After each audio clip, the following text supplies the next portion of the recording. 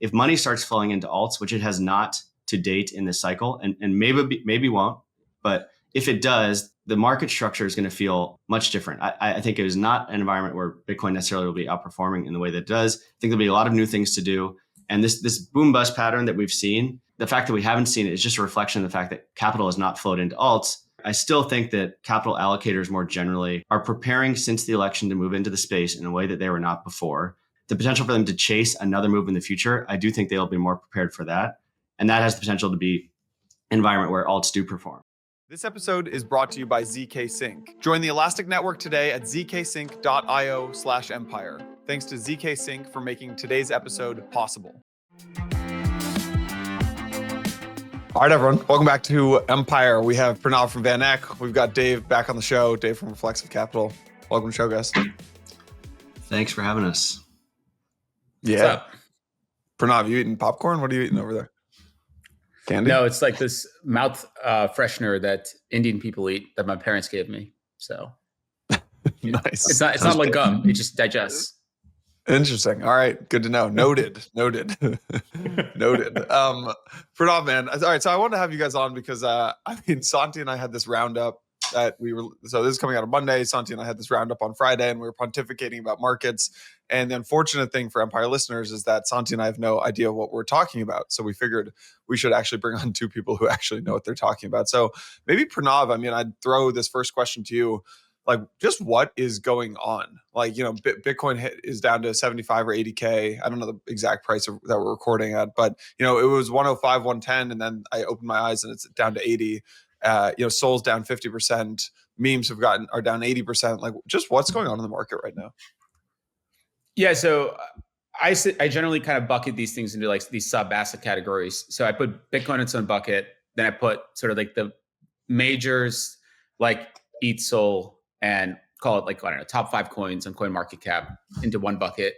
And then I put alts in a bucket and I put memes in a separate bucket. So like, let's say there are 4 buckets out there. The altcoin, we can start with the altcoin world, which is the easiest one to start with, which is we started talking about this issue of increasing supply through vesting and low floats, and those floats ultimately vesting. VCs went into DPI and needing to sort of sell some tokens they're vesting into a market where there's not enough demand for those tokens. There's not enough liquid managers, and retail doesn't really care for these tokens. Like that being an issue, we started talking about that spring of last year. I feel like people forgot about that issue post-election, so kind of everything went up. And then that issue came back to the forefront, I would say, probably early to mid-December. And so you've kind of just seen a continuation of that issue with alts. And you guys have talked about it a fair bit, sort of that low float, high FTV vesting, no demand on liquid kind of issue. The meme coin thing to me looks a lot like the NFT market. If I remember correctly, the general top around NFTs was when that ape coin dropped, and that kind of sucked a lot of liquidity out of the market. I remember a lot of people were buying the Bored Apes and these things around them for the ape coin drop, and that was generally the last hurrah. And it feels like a combination of the Trump meme coin and the Melania coin, and now like the Libra thing is probably the thing that has people saying, we're kind of good with this for now. Because ultimately, again, the same thing, which is you have supply of meme coins constantly growing. You have a certain amount of audience that wants to play the game. Once you run out of people play the game, then you kind of, nobody's making any returns. And so they stop playing the game, especially when they start to realize, hey, maybe this game is very unfair towards me, the retail participant, which is kind of what happened, post Libra, right? So that's memes. And then the majors, I think we all talked about what the issue with ETH is. Solana's been the real winner. And obviously with Solana, you have kind of 2 issues. One is the meme coin stuff that is dying and is primarily on Solana. And the other is this fear around the FTX unlock. So a confluence of those 2 things is probably driving that. And then the last piece on Bitcoin, general view there is like, you kind of ran out of incremental buyers, right? So something David and I were talking about a few weeks ago is you got this headline around a Middle Eastern sovereign wealth fund disclosing they have a holding in IBIT. And you would have thought that's like one of the most positive things you can see. And when the price doesn't go up on that, the realization is, well, like when price doesn't go up in good news, you kind of run out of buyers. So you have that. And then, I think David pointed this out to me last night, and maybe I'll let David unpack this, but his view is TradFi firms are probably setting up shorts in Bitcoin via the CME futures. I may be butchering your explanation, but I'll kick it to you.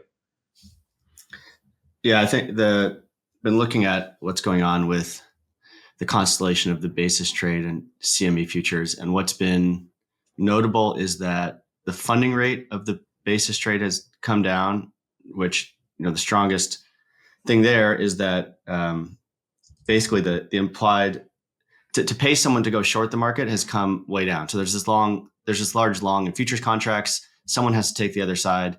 It can be an arbitrager who just shorts the future and goes long spot through the ETF or otherwise, and does it purely to collect the yield. Or someone can come in because they want to be short. And what's been notable is that the futures outstanding position hasn't come down that much, certainly not as much as the funding rate has come down. So to me, that reflects that someone's probably come in to short this market. And I think the obvious explanation on that is the momentum has just turned. So we have some evidence that CTAs and other momentum accounts, kind of these cross-asset futures-based funds who do trend following in every asset, have been active in crypto futures contracts for some time, and maybe increasingly large size. So my guess is that they've been shorting the market over the last few days because the funding rate has come down so much. Everyone's focused on the basis trade being unwound and whether that's a spot trade or not. But I think there's quite a bit of evidence that that's going on. And Dave, is that for my simple trading brain? Is that basically just buy Bitcoin spot ETFs, short the Bitcoin futures on CME, and basically farm the spread for like 5 or 6%? And now that's the normal. So I'd say in most periods of time, you have someone who wants to be long levered on the future. And then the only way to find someone to take the other side, because for every long, there, of course, has to be a short on the futures contract, is to incentivize that person to come in and do what you just described. So that's how I would describe equilibrium of futures in most environments. In this case, because the funding rate has come down, it reflects that there's more of a directional long and a directional short opposing each other in this case. And so people don't often just go and directionally just short naked crypto. I mean, that's a difficult trade. What we do see is people who trade momentum or trend following. So basically buy high and sell low. And that works systematically very well in crypto. There's probably a pretty large short position that's been opened up in CME futures. And my best guess is that it's these types of accounts. So it's replacing the basis trade. Like everyone's focusing on the fact that the basis trade has been coming off, and that's the ETF flows. What I'm saying is that I think the person who's come in to replace them as the opposite side of the long trade is someone who's shorting based on a trend following signal. That's my best guess. And that makes sense for like two primary reasons, right? If you just look at the worst performing equities in the past couple of weeks, it's all the things that did really well post-election. And all these things have a correlation. People trade these correlations, and you kind of layer in the fact that Bitcoin stopped going up on good news. It kind of all perpetuates, which is there's a reason to short it at that point. How much of this is, yeah, go ahead, Dave. But I was just saying, just to kind of reinforce this, if you look at the yield that was available kind of post-election to come in and do this relatively risk-free basis trade ETF versus future, short the future, long the ETF, it was paying you, 10, 11, 12, 13, 14% yield. And it's come down to about 4%, AKA a level where a basis trader doesn't care. And so it hasn't come down there because the long came off. It came down there because someone in and replaced it, or kind of took the other side in a way where the long doesn't need to pay as high of a financing rate because there's a short willing to take the other side in a naked way. Yeah, it's something I've been thinking about with just as the market develops. You basically, in the first 15 years of crypto, you had people who were buying this stuff because they genuinely believed, and they believed in the ethos of the industry, and they believed in the asset long term, and probably in their PA as well. They were allocated to Bitcoin, like they were like Bitcoiners, right? And then like the Ethereum crowd came along, and then the Solana. And now as the market develops, I mean, I would say the people putting on this trade in size, I mean, they don't give a damn if it's Bitcoin or Tesla or some random penny stock, whatever. It's just an asset that they can make, 6, 7, 8, 9%. How do you guys think about I might that? put myself in that bucket too. But That's you. Just to be 100% clear, this person does not care at all. They will look at, these are just funding trades. There's a trade that's the exact same thing in bonds. There's a trade the exact same thing in some commodities, the trade in S&P physical or S&P futures, they have a certain amount of balance sheet that they can rent or on their own balance sheet, and they're just going to find the best funding trade. The crypto funding trade, this basis trade, has been by far the best.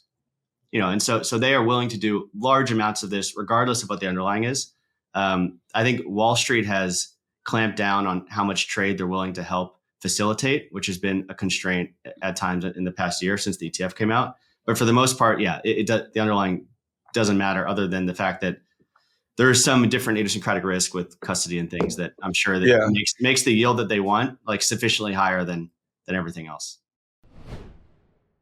This episode is brought to you by ZKsync. In 2024, ZKsync took a step toward a multi-chain future by transforming from a single L2 into an ever-expanding network of ZK chains, the Elastic Network. To onboard the whole world into crypto, many specialized chains must be able to coexist, work together, and share liquidity. Institutions and global financial leaders choose ZKsync for unmatched security, scalable infrastructure, better onboarding, gasless transactions, and privacy-first design. Join over 20 chains, including Abstract, Sophon, and Kronos, in the Elastic Network today. Behind ZKsync is the ZK Stack. It is a one-stop platform for building private blockchains on Ethereum. The stack solves all the typical privacy, regulatory, user experience, and deployment concerns of blockchain without compromising performance or security. Join the Elastic Network today at zksync.io/empire. Thanks to ZKsync for making today's episode possible. GEODNET is a first-of-its-kind DPIN protocol that's revolutionizing satellite navigation services. They're actively generating on-chain revenue that's growing 500% year over year by providing precision location services that are 100 times more accurate than standard GPS. On Empire, we always talk about finding how crypto can power completely new business models, and they're a perfect example of this. They're already trusted by over 30 enterprise customers across industries, including automotive, agriculture, construction, and even robotics. The network is powered by its native token, GEOD, and easily mined with their satellite miner. By setting up a base station, you can get involved with this groundbreaking Web3 ecosystem. Learn more by heading over to geodnet.com or just by hitting the link in the description of today's episode. The best trade in crypto has not been funding or basis or trying to clip 11% or something. It's been going long coins that 10x. That's the best crypto trade. Even considering all the volatility and the pullbacks, that is the best crypto trade. How do you think about the fact that I'm putting quotes around this for listeners, like outsiders maybe don't know the narratives that drive the industry. They don't know the crypto nativity. Let's say you're looking at the Move ecosystem. You've got Movement and Sui and Aptos. An outsider might say, I don't know, I'll pick the fastest one. An insider knows the games, the teams, that kind of stuff. How do you think about I don't know, how do you just think about Well, I think one of the last conversations that we had when I was on here was about this concept of suppressing volatility and the benefit of doing so in terms of unlocking new capital. I think the idea is 10xing being the best trade, that doesn't conform anywhere close to how most people, the mandate they have to invest money. And so it's important to recognize that not everyone has the risk tolerance of Jason Yanowitz. And you can't lose more than 3% or 4% or 5%, or, the things have to be purely volatility adjusted returns for which crypto doesn't always screen the best. So I think that, a mature market is one where people have different allocation preferences and they end up doing different things, which is a good thing. That's a healthy thing. I mean, right now we have a market which is not in equilibrium because so much money's flowed in to try to get the 10x, and then there's no one for them to sell to because there's no one else who has a mandate to do anything else. So that maturation is not going to be a quick process, but a feature of it will certainly be large players who are just doing various versions of arbitrage or funding rates. If you think about where's leverage going to come from this cycle, to the extent that this cycle still has run on it, this basis trade can be an important source of that. And so, that may not always be healthiest in every respect, but there will be different people doing different things. Jason, I was going to say, we always talk about the folks that buy a token or full port into a token and then they 10x that. But I think there's probably an equivalent number of people that buy a basket of stuff, right? Like that maybe had an ETH bag in 2017 and decided to buy a whole bunch of ICOs that didn't get a bunch of 10Xs across the portfolio. And I think we always talk about the ones that get their 10X on one token, but like there's a lot of people I think that get marginal returns or even like negative returns by doing too many different things. And it's like, I think part of it is like, it's easier said than done. And I think, one of the things I try to do is sort of just look across the space and say, what are the most likely 10Xs and how do I generally try to size them so that even if a few of them work, the net portfolio should work.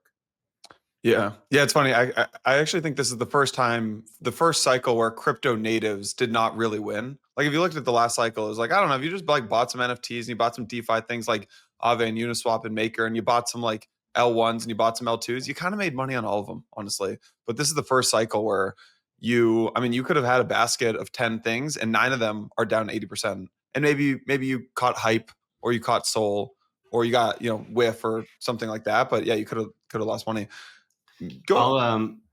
I think this is something kind of wanted to discuss today, so I'll jump in on that. I mean, I think we should be careful making terminal conclusions about what this cycle has. Like, there's certainly some clear differences between this cycle and last one, but I see a lot of kind of like reflection as if this is the end of the cycle and looking, saying that we're not going to have an alt season or a period where people might be able to perform in the way that you described. I won't make everyone sit through my TED talk on reflexivity again. But as a macro trader, which is something I did for a long time, the old school macro is trying to understand how the flow of money across asset classes can lead to cycles. And there's different levels to that. There's like these big liquidity cycles. There's economic cycles, credit cycles, but then there's like these more local credit cycles like in emerging markets. And one of the key to these cycles is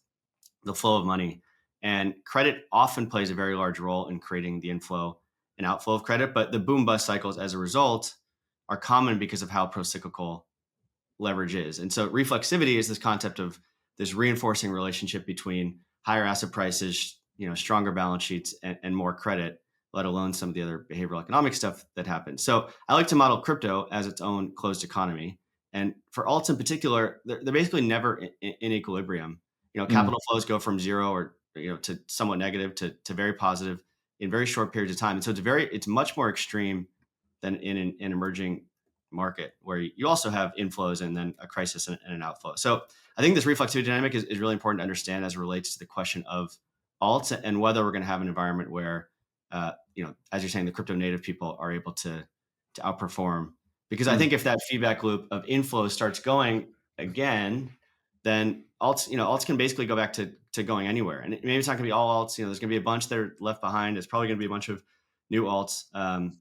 But yeah, it's pretty hard to see a full cycle starting tomorrow. But I want to be very open-minded and flexible to the idea that if money starts flowing into alts, which it has not to date in this cycle, and maybe won't, but if it does, the market structure is going to feel much different. I think it is not an environment where Bitcoin necessarily will be outperforming in the way that it does. I think there'll be a lot of new things to do. And this boom bust pattern that we've seen, I think the fact that we haven't seen it is just a reflection of the fact that capital has not flowed into alts. And then you can have the discussion of will it? And I still think that capital allocators more generally are preparing since the election to move into the space in a way that they were not before. They were not going to move in December or January. They're not going to come in and buy this dip because that's not how they act. But in this like May to double bubble or whatever you want to call it, something this reset that we are now experiencing right now, the potential for them to chase another move in the future, I do think they'll be more prepared for that, and that has the potential to be an environment where alts do perform. So again, it doesn't mean one should be full boat of alts right now. None of this is financial advice, but I remain pretty open-minded to things changing in a way in the future, and then capital actually flowing in a new way, and then the crypto natives can win, and the people who come in late will probably lose. Let me add some around what you're saying there. So I agree with you, although I thought we were going to come and like kind of argue with each other, but we're just going to agree with each other, which is two things. Like money comes into alts two different ways, right? Retail goes directly and buys stuff on exchange and Moonshot or whatever, and allocators who usually don't open their own Coinbase Prime account. They would come through conduits like us or from some passive product if you're in Europe. In the US, there's not that many passive products you can come through. So yeah. So it's hard to predict what retail is going to do. I mean, I think my best guess is if we ever go back to like things like stimmy checks, like that's when you'll get the really full swing retail in going to want to speculate on things. And who knows? I mean, like you saw the headlines last month, which was um, giving Doge dividends to people, right? If taking Doge cuts and give it out as dividends. I mean, I don't know what likelihood that is if that happens, but that could be an interesting catalyst on the retail side. On the allocator side, I think David's kind of nailed it because those people start to change their mind post-election. They're usually afraid of coming in on a big drawdown. They need to see things normalize. And I think two things are probably going to happen. One, like if you think about last cycle, you had a drawdown that was kicked off by the Fed. And then you had all this hidden leverage, right? Luna blew up, and then a whole bunch of things from the Luna blown up, like then permeated and caused additional blowups over the course of the following 6 months. But if you don't believe something like that could happen, i.e., there is no hidden leverage and fraud and all this stuff underneath the hood, then this drawdown should stabilize at some point. And while that stabilizes, I do think you'll have a ton of positive adoption stories that people can relate to. So there was a great letter from Stripe that was out a couple of days ago, their annual report, and they talked about stablecoins pretty extensively and what they're doing there. But you'll see products like that come to fruition, right? Because when I talk to allocators, the biggest question they ask me is, look, I see all this regulatory headlines, but like, why should I care about this? Like I understand ChatGPT and AI because I touch the product, but I still don't touch and feel any crypto product outside of Bitcoin. So that answer will become more clear as you go throughout the course of the year. And as long as you don't have another sort of like deleveraging cycle, I think the flows will come back. This episode is brought to you by ZKsync. In 2024, ZKsync took a step toward a multi-chain future by transforming from a single L2 into an ever-expanding network of ZK chains, the Elastic Network. To onboard the whole world into crypto, many specialized chains must be able to coexist, work together, and share liquidity. Institutions and global financial leaders choose ZKsync for unmatched security, scalable infrastructure, better onboarding, gasless transactions, and privacy-first design. Join over 20 chains, including Abstract, Sophon, and Kronos in the Elastic Network today. Behind ZKsync is the ZK Stack. It is a one-stop platform for building private blockchains on Ethereum. The stack solves all the typical privacy, regulatory, user experience, and deployment concerns of blockchain without compromising performance or security. Join the Elastic Network today at zksync.io/empire. Thanks to ZKsync for making today's episode possible. GEODNET is a first-of-its-kind DPIN protocol that's revolutionizing satellite navigation services. They're actively generating on-chain revenue that's growing 500% year over year by providing precision location services that are 100 times more accurate than standard GPS. On Empire, we always talk about finding how crypto can power completely new business models, and they're a perfect example of this. They're already trusted by over 30 enterprise customers across industries, including automotive, agriculture, construction, and even robotics. The network is powered by its native token, GEOD, and easily mined with their satellite miner. By setting up a base station, you can get involved with this groundbreaking Web3 ecosystem. Learn more by heading over to geodnet.com or just by hitting the link in the description of today's episode. Yeah, the story can change really quickly if Stripe starts moving every payments company, every payment onto stablecoins. Those stablecoins are running on Base and Ethereum and Solana, right? The story can change very quickly. Mm-hmm. What do you think about the idea that alts? In my mind, alts have not run for two reasons, maybe three reasons. I think one is people realize the games that were being played, like the low float, high FTV, the venture games, that kind of stuff. Two is people tried to predict the cycle, and the cycle used to go Bitcoin flows into ETH, flows into alts, flows into like NFTs, aka memes. So now people said, all the crypto natives said, oh, I know how this game is played. Let me just skip to the end.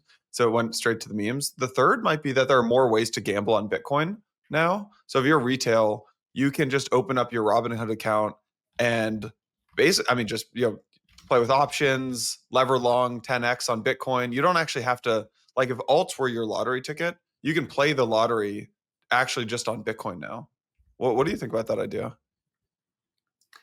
Yeah, so I think on the it's a good list. The games being played, that people don't want to, everyone's fighting the last war, I guess would be the concept. Another one would be that it's really hard for people to, with those scars come in and do the exact same thing. So one of the reasons I think a lot of the existing alts from last cycle, some of the biggest names may not perform is something like that exact reason. And that will be a difference in market structure here. But yeah, there needs to be some new identity around the bet that people are making in crypto. But I don't think that's impossible that that's around alts. The potential for um, uh, a large institutional capital inflow to happen into these names in particular, like Pranav put it right. There's retail money and institutional money. The retail money, I think, is of a certain scale. It's the institutional money coming in 20, 30, $40 billion in a similar way as last cycle. They would come into a very different set of things than has happened before. And they might still have scars from last cycle, but some of the innovation on tokens potentially, with regulatory clarity, that still feels like it has some legs of making people feel like they're investing in tokens, which maybe they're more equity-like, which I'm not sure is correct in the end, but have tokenomics, which are somewhat more productive. And then it can feel like you're making a different bet, still probably in some of the new tokens than the old token. So again, I want to be mentally flexible that just because like the crypto people have decided they don't want to do one set of things, maybe they'll be convinced to do something else later, but the institutional money will come in for a certain set of reasons. And we shouldn't reflect on the last 12 to 18 months as a terminal state of this market. And obviously that money's never going to come into memes, to be pretty clear. Yeah. And I also think retail hasn't come back to the same extent as it did last cycle. I think there's a small subset of retail that's come back, and you can probably observe that in some of the exchange volume data. Do you think that's just because they've been burned one too many times, or why is that? No, I mean, it's that plus I think I generally describe maybe it's that like, Bitcoin. Yeah, Bitcoin didn't hover above 100K for long enough. It's like I feel like Bitcoin needed. No, I think I personally think I think most of retail, which again I think are sort of folks that got a lot of steamy money that compounded through the markets last cycle. They haven't had the same experience so far. I think the retail that's in crypto is somewhat playing defense as much as we think they're playing offense. In my opinion, they're trading meme coins because that's their quickest way to kind of hit 100x and solve all their pain points in some ways. Yeah, they're not investing. I don't think like the investing retail is back. I think the gambling retail is back. I think you're right. Dave, let's come back to one of the, I think the big question on everyone's mind. It's like, if you could only answer one question in this podcast, is the cycle over? It's like, that's the thing I think everybody is thinking about is, and by the way, not just traders, not just investors, not just traders, every founder I know in all these founder group chats are saying, oh shit, I was going to raise later this year. Should I race and raise right now at maybe a lower valuation so I can keep my business going? Like, everybody is thinking about this question. So maybe just expand on your idea of like where we're at in the cycle. Is the 4-year cycle still a thing? Dave, maybe you can start, in Pranav, I'd love to hear your take on this too. Yeah, people have different ways of measuring a cycle, which I think requires some nuance. I mean, you have these like crazy people talking about Bitcoin halving day, like 500 or whatever. But there seems to be some progression here, which is similar as in the past, where Bitcoin has pulled a bunch of things up.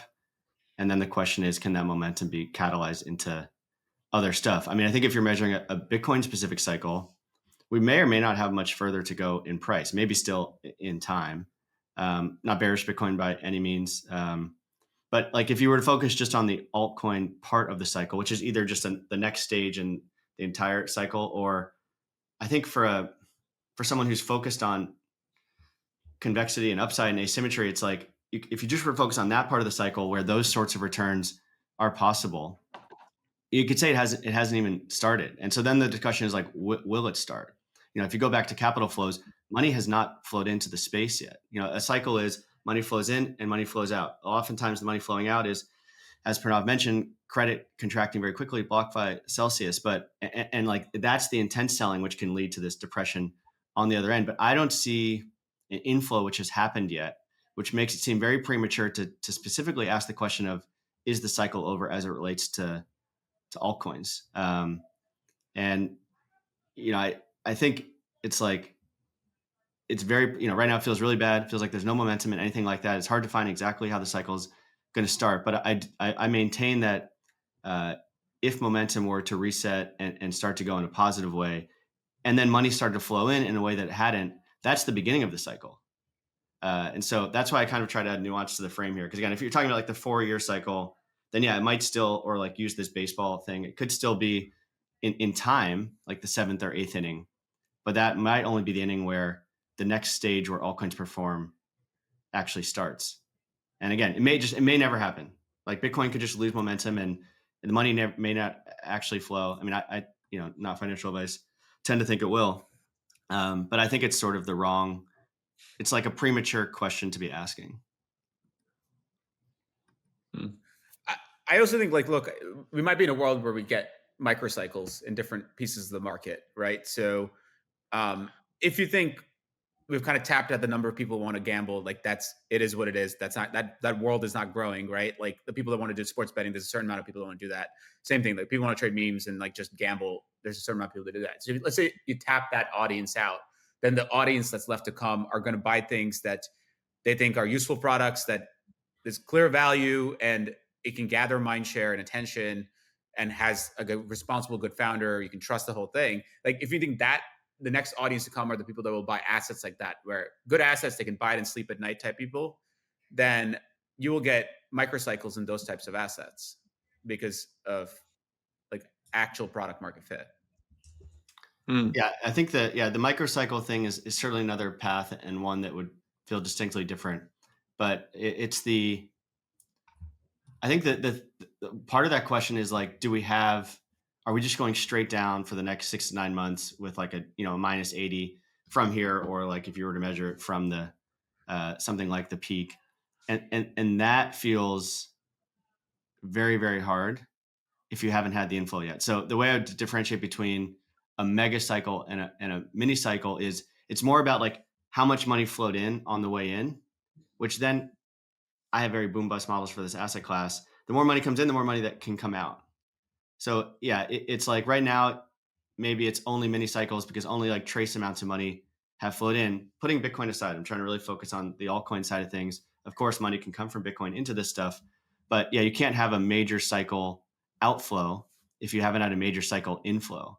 So, a good trader will just kind of respond to things, how it evolves. I'm open to mini cycles or major cycles, but it's hard to get the outflow if you haven't had the inflow, I guess would be the one. David, I'll give you the outflow though, right? The outflow is the $40+ billion of VC money that was poured into pre-seed seed stuff in 21 and 22. And those VCs haven't raised another fund, most of them, since, and they need to raise their next fund. And so as they get vested, they're going to sell because even a small markup in DPI is better than no DPI, because they got to raise the next thing, right? So that's your outflow. Yeah. And that feels like if you were to measure the supply and demand of altcoins for the last year, that without inflows, that's been this steady headwind that has led to really uninteresting, kind of like arguably negative reflexivity price action. We saw something a little bit different in and around the election, where there was actually some leverage that built up and then came out very quickly over the course of this month. That's like a real outflow, I would say, as opposed to just kind of like a trickle of an outflow, which makes it hard for things to perform. I would say going back to 2021, it was probably BlockFi, this unsecured borrow that was rehypothecated around the system, which led to something really dramatic. That was an inflow, which was retrenched very quickly. And the pattern of that is just different than what we're describing with these VCs, I would say, who, they act in a much more measured way, and the unlock schedules are more gradual. So that it's one of the reasons why the thing may just never get off the ground. but I'm not sure those guys will sell it all the way down to, another down 50 from here.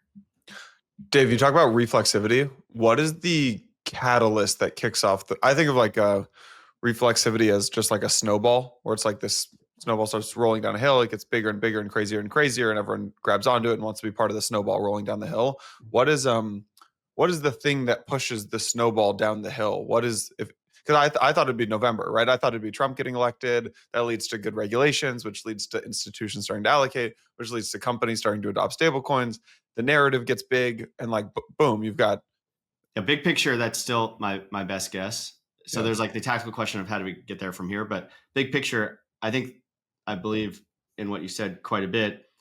And the point I was trying to make earlier was like the idea that capital is going to flow in December and January was just wrong. So to the extent that a bunch of leverage built up ahead of that, $10 billion of leverage or whatever we think the number actually was, that was vulnerable in the interim before the money actually came in. So it was like leverage front ran the idea of that.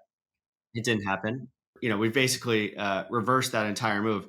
I'm still not sure that view is wrong. You just have to be on the same time frame as the large allocators. Now, how do we get there from here? I think there's a process, because right now momentum is negative. Like you can kind of think of as reflexivity as being the dynamic underpinning momentum. And so right now we're going from like arguably negative reflexivity to one that's positive. So I think that's a process which will take a bit of time, and then you know it'll probably be a set of catalysts. I mean, it could be some really great ones, but it may just be some ones that initially are kind of small. It could be a Solana ETF. No view on when or how that's going to happen, but then the idea is that if you can flip momentum, the snowball effect, as you described, actually starts working. It doesn't have to be something major as like the tactical catalyst, but the big picture of the election, I think, will fuel quite a bit of the dynamics supporting this allocation process. So it's still big picture, very, very important.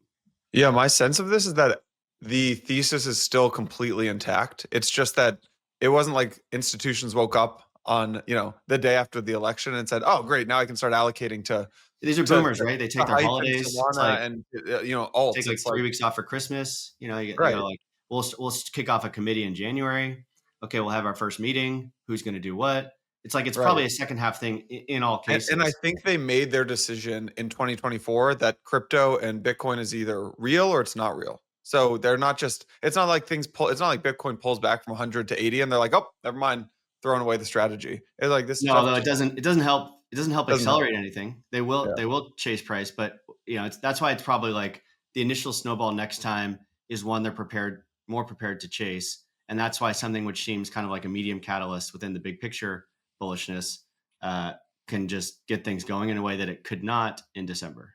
I was gonna say, like, the thing you'll probably also notice as you get through like the next couple of quarters of earnings is you'll see more and more public companies talk about stablecoins. Like the number of mentions of stablecoins on earnings calls will just go up, and naturally people will be like, "All right, what is this thing? Why should I care? And how do I get exposure to it?"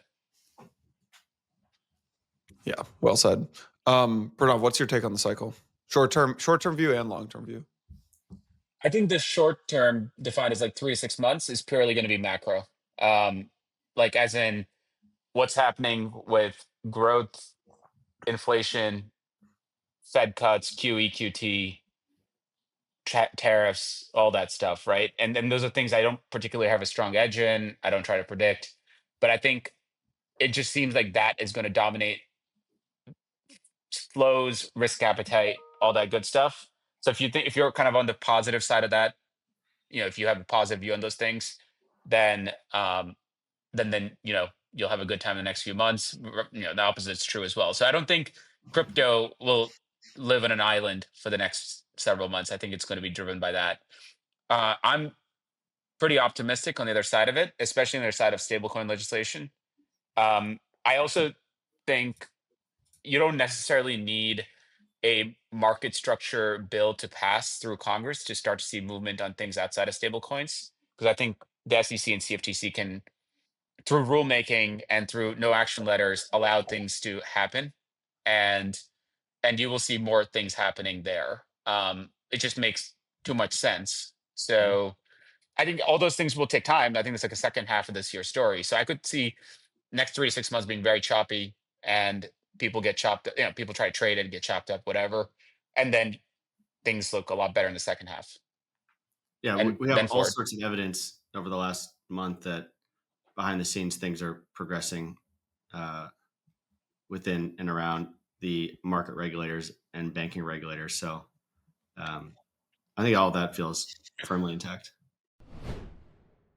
Hey everyone. Earlier in today's episode, I mentioned Petra, a top non-custodial wallet developed by Aptos Labs. They just launched Earn, a new feature to access DeFi with just one click. Earn lets non-US users deposit USDT directly into Ares Markets lending pools to gain interest and rewards, and manage it all directly from the Petra wallet. Petra Earn was designed to make DeFi more accessible for everyone. You can manage your balance, claim rewards, and deposit directly from the app. This is, of course, not financial advice. Participating in DeFi carries risks. To learn more, visit petra.app/earn or by hitting the link in the description of today's episode. Hey everyone, Jason here. Earlier in today's episode, you heard me mention the weekly CIO memo from Bitwise. In an industry as hectic, fast, and complex as ours, it's incredibly hard to get an easy, no-nonsense stream of what's actually moving crypto. The memo comes from Matt Hogan, Bitwise's Chief Investment Officer. He's been on the show before, and he has this amazing ability to take the most complex topics and break them down with clarity. Trust me on this one, the Bitwise Weekly CIO memo is really worth the 5 minutes of your time. Check it out at bitwiseinvestments.com/CIO memo/empire, or just hit the link in the description of today's episode to get started. Carefully consider the extreme risks associated with crypto before investing. This episode is brought to you by WalletConnect, the connectivity network shaping the future of on-chain UX. From DeFi to NFTs, swaps to staking, WalletConnect is the backbone of connectivity in the on-chain economy, seamlessly bridging wallets, apps, and blockchains. With over 220 million connections and 35 million users worldwide, WalletConnect is the place to power your Web3 experience. With the launch of the WalletConnect token, the network is taking the next step, paving the way for a fully decentralized, permissionless, and community-owned future of connectivity. To learn more, follow WalletConnect on X and Telegram, or visit walletconnect.network to stay ahead of what's next. I think on the last episode, you said you can't out macro the macro people, right? So you came from I think it was like the interest rate swaps world, and then you're running some books at different like hedge funds and stuff like that. I forget the exact background, but you're trading against all the big macro people. It's tough to out macro the macro people, but you did say it's pretty easy to out macro the crypto people. So what's your sense of just macro over the next several months, and how crypto folks should be thinking about it? Yeah, and it certainly feels like it's like the more attention that,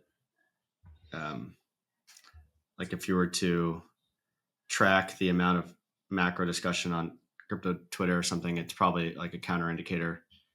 Well, we can actually see it because we have this forward guidance podcast hosted by this guy Felix, and actually when right now downloads are ripping because everyone's like, it's super like a bunch of fear in the market.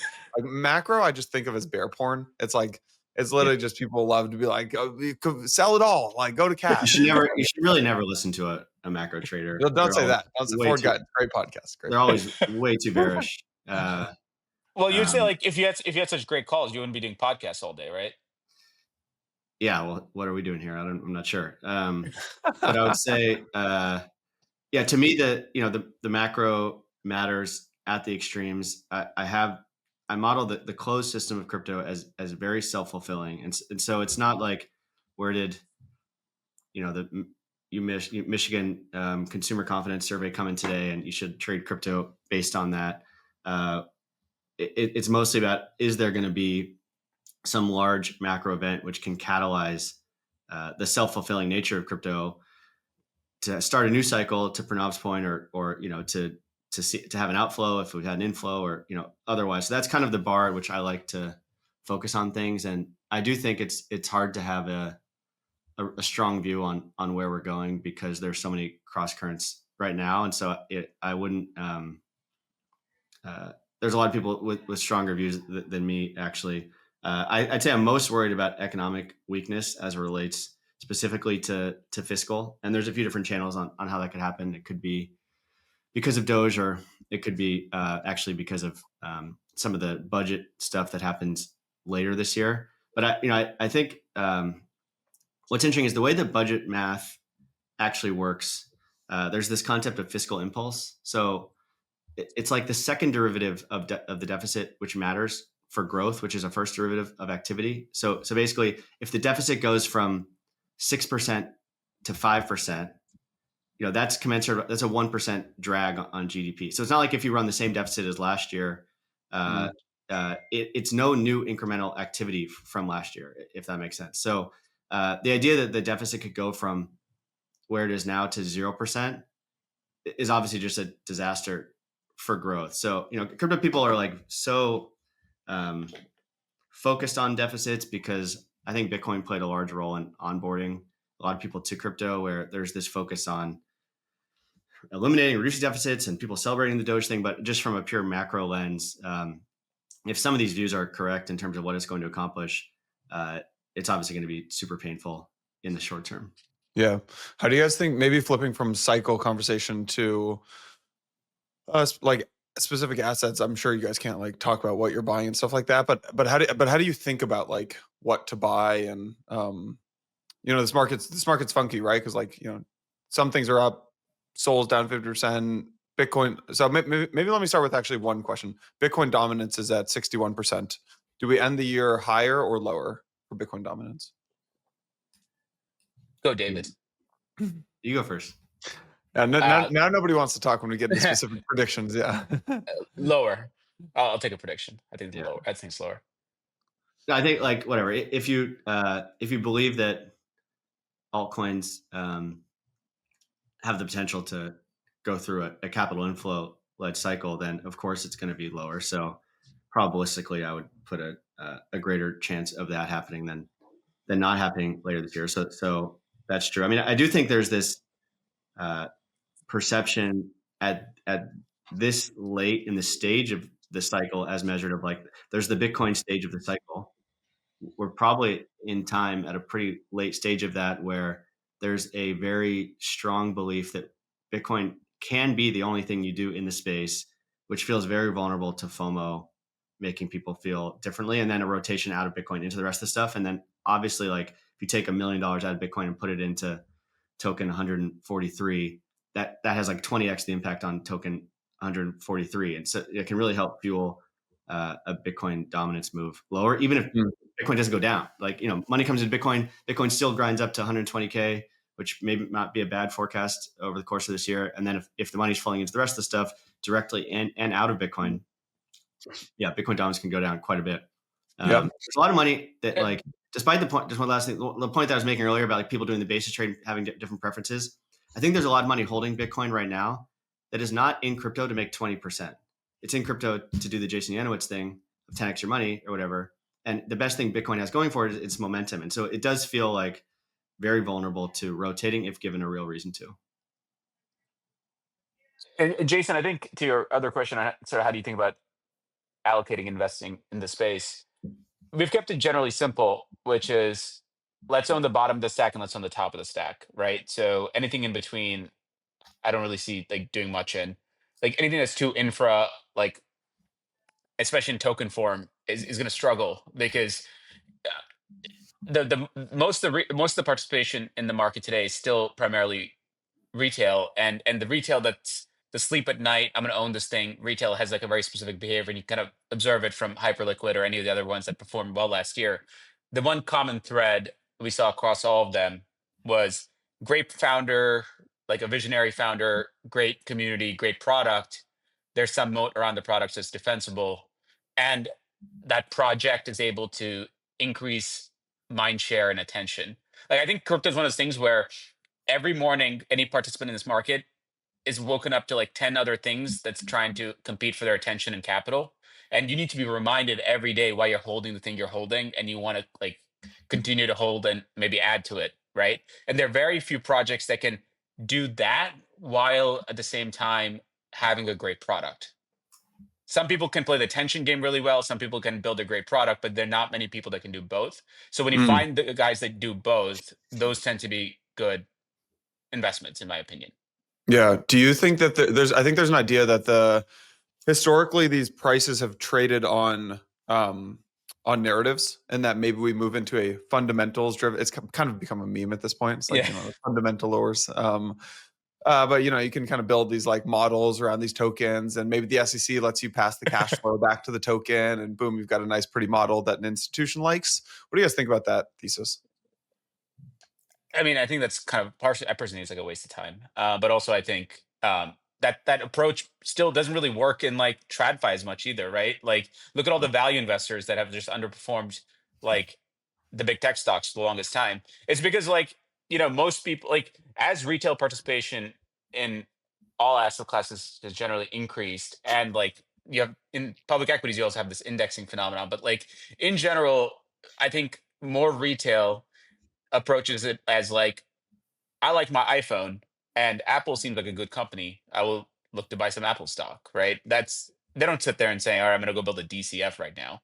So I think that whole thing is like some like a little bit of like the past. Now, I think here's where the fundamentals matter, especially in tokens, in my view, which is if a token can generate cash flows from people using their product, and those cash flows can be used to essentially, do a buyback on the token of some form, then that creates a external source of inflow of capital to that token itself. Going back to like, David's like outflow inflow model, that creates theoretically inflows, right? So someone uses a DEX, they're bringing fiat to trade on that DEX, they're paying fees from that fiat they brought in. That's the inflow, and that is being used to essentially buy the token back in some buy and burn type thing. So again, so I think the fundamentals matter in that perspective, which is it creates a new buyer, which then results in that token outperforming everything else, which then gives other people faith that this token might be one worth holding.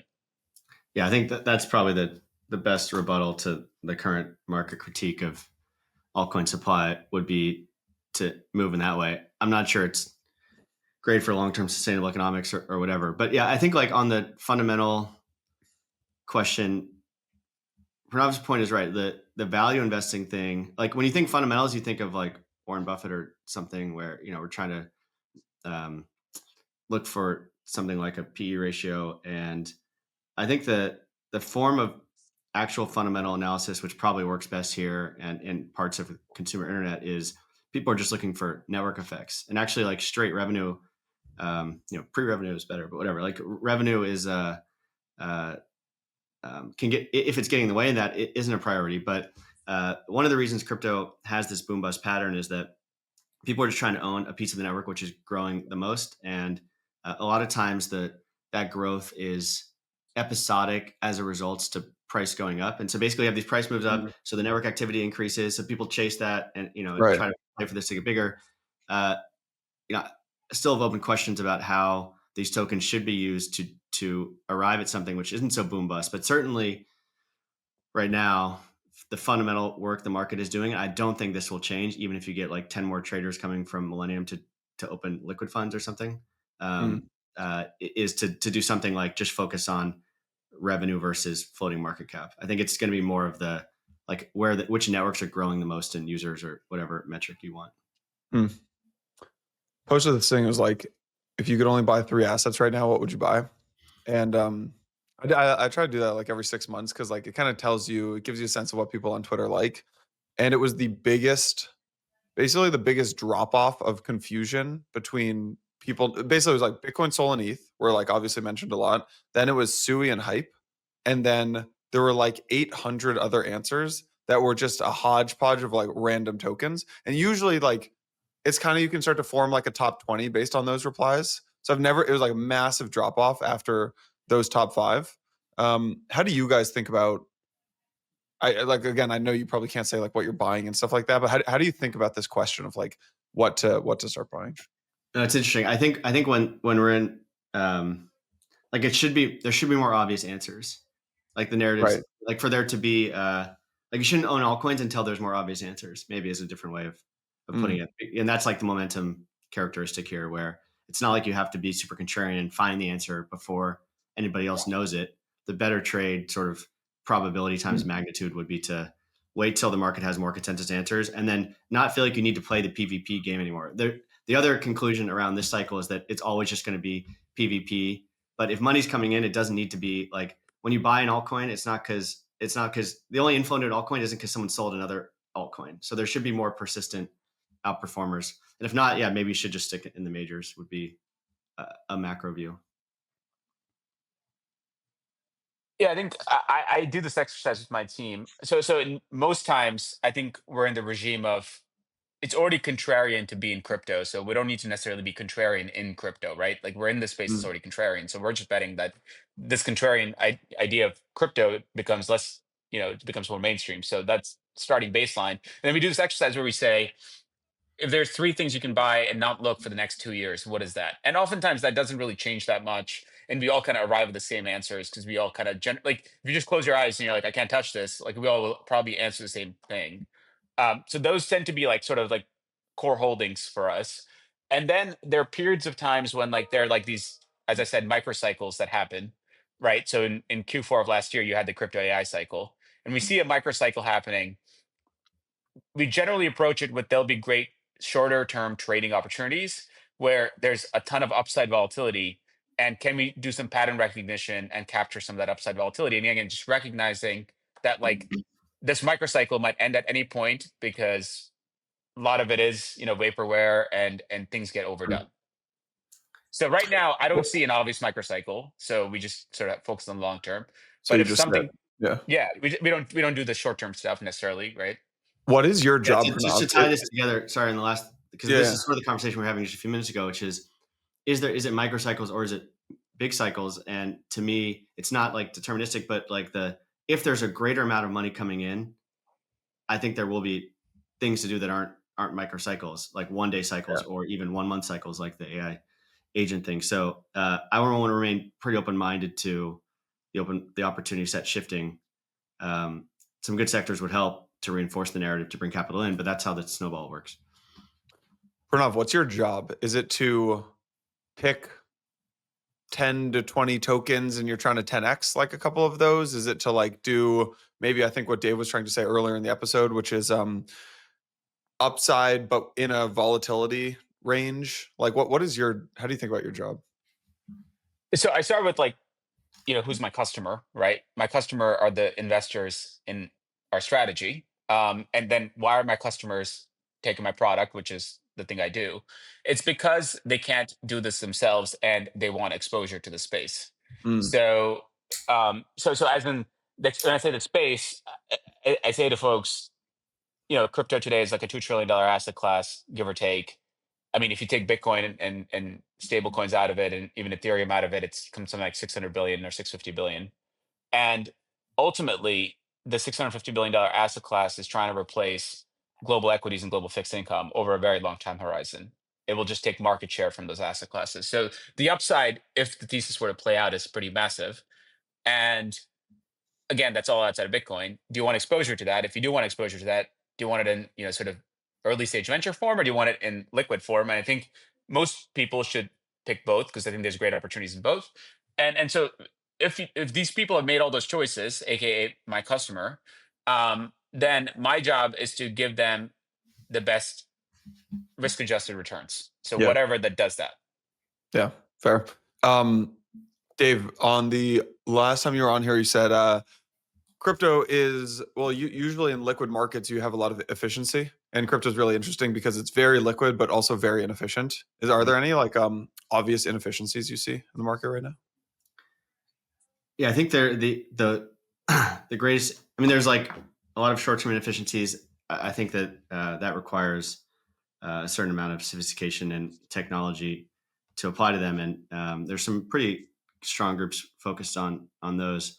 The inefficiency I like discussing and is very obvious to me is related to the idea that most people in crypto are just doing some version of the same thing all the time. So, a venture capital approach certainly is just trying to identify long-term winners, but this concept of liquid venture is also just trying to basically pick altcoins the entire time. And to me, there's a very specific time and a place to be trading altcoins. basically that within these different regimes in crypto, the boom bust and the period in between, and I could characterize those by the nature of reflexivity. You should just be doing something different, like in each of these periods, and the ability to rotate from one regime to the next, to rotate your portfolio. In most asset class, there's no edges to do that anymore. Like this old school macro approach of just trying to kind of find good convexity and rotate into those things, that doesn't really work anymore, in some part because there's so many different people trying. And in crypto, you have mostly people focused on like the next 7 seconds, and then you have people focused on the next 10 years, and not a lot of people in between repositioning. So I like that inefficiency. I think it creates quite a bit of opportunity for those who are focused on an old school macro time horizon. I'm here. Maybe we can end actually with something that has nothing to do with the prices of any of these things, but actually it's something, Dave, you talked about on the last episode, which I keep mentioning. Folks should go listen to that. It was with Jeff from Bitwise. But Dave, you mentioned there are these superheroes of like macro investing and of in the hedge fund world. There are these like superheroes, and there are these superheroes of the venture space in traditional like Web2 investing and stuff. And there aren't really those superheroes yet in crypto. And I think when I think about what you think about when you think about those superheroes, it's actually has nothing to do with finding the right prices or anything like that. It's identifying cognitive biases. You talk a lot about like, what am I missing? What are my emotions when I'm making this trade? Why is that it's something that no one else on 5 years of hosting Empire podcast has ever talked about their cognitive biases, their emotions, and maybe that is a signal of where the market is undeveloped. But can you just talk about that? Yeah, no, to be clear, I think there are some people with excellent skills in the space on the venture side,